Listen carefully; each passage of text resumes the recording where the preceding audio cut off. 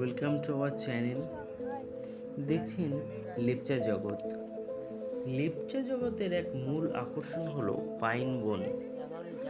অসাধারণ সৌন্দর্যের অধিকারী এই পাইন বন। এই পাইন বনের প্রতিটা গাছই স্ট্রেইট, সোজা ও অনেক লম্বা। অপরূপ এই দৃশ্য দেখতে অবশ্যই একবার ভ্রমণ করুন এই লেপচা জগতে বা এই পাইন বনে। মিরিক হয়ে দার্জিলিং যাওয়ার পথে এই ধরনের পাইন বন আপনার সামনে পড়বে।